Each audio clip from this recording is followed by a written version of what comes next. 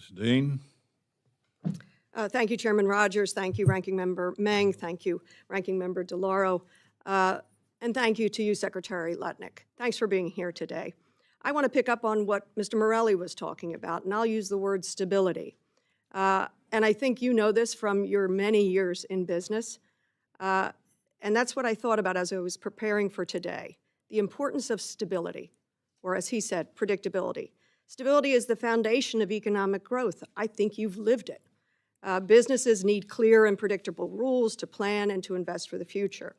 Given this administration's claim of being pro-business and pro-growth, I am so baffled by the discussions around trade deficits and the president's belief around trade deficits and the president's beliefs around tariffs and the chaotic tariff policy. They're on, they're off. Many of the tariffs are punishing, creating a level of instability and uncertainty in our economy that we haven't seen since COVID. I hear the same thing over and over from constituents, from small businesses, from bankers in my area. They can't figure out how to plan, how to lend. Businesses can't figure out how to expand, how to grow, whether to hire, whether to not hire. And I'd heard just literally this morning from a very large American retailer. First word out of the woman's mouth was uncertainty, and the last thing she said to me was uncertainty, all surrounding tariffs. The lack of predictability. I also serve on the Foreign Affairs Committee, was recently in UK and Denmark, met with the American Chamber in both countries. Confused, uncertain, they can't figure it out. What in God's name is going on? We cannot plan to grow businesses. We cannot plan to grow growth and jobs. So I am baffled, absolutely baffled, by this administration's talk around trade deficits and tariffs. I fear the administration lacks a basic understanding of what a trade deficit is. I think many economists take issue with equating a country's trade deficit with any one country and its economic well-being. Some economists actually view a trade deficit as a sign of a country's economic health because it means we're purchasing more.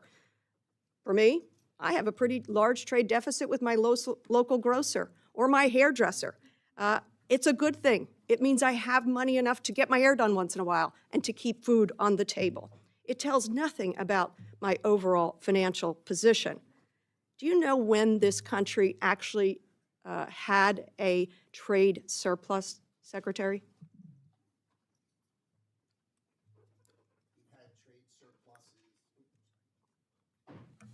The president likes to speak about before. No, historically. When did we have a trade surplus? I'm not talking about the president.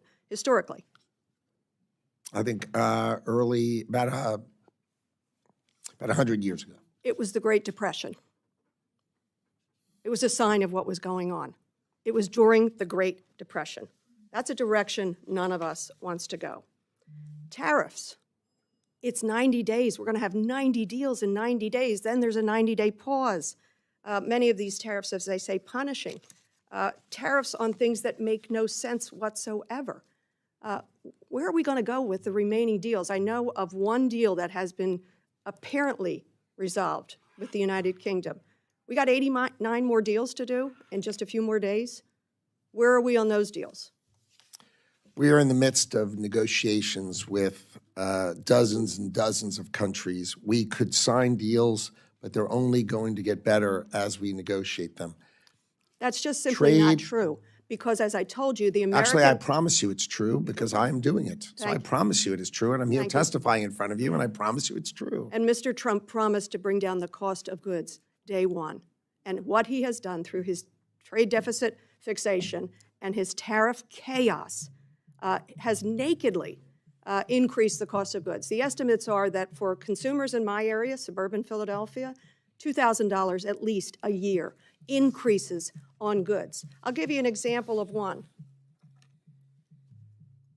Bananas. What's the tariff on bananas? Americans, by the way, love bananas. We buy billions of them a year. I love bananas. What's the tariff on bananas? The tariff on bananas would be representative of the countries that produce them. And what's that tariff? Generally 10%. Correct, 10%. Walmart has already increased the cost of bananas by 8%. But as countries do deals with us, that will go to zero. As countries do deals with But the us, that will cost go is to on the zero. American consumer now and on the businesses with the confusion now. Mr. Secretary, I believe you know better.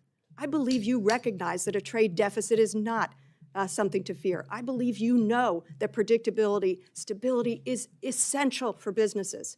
I wish you would show that truth to this administration, and I yield back. Time of the gentlelady has Would expired. you mind, Mr. Chairman, if I make one quick comment to the end? Would that be okay?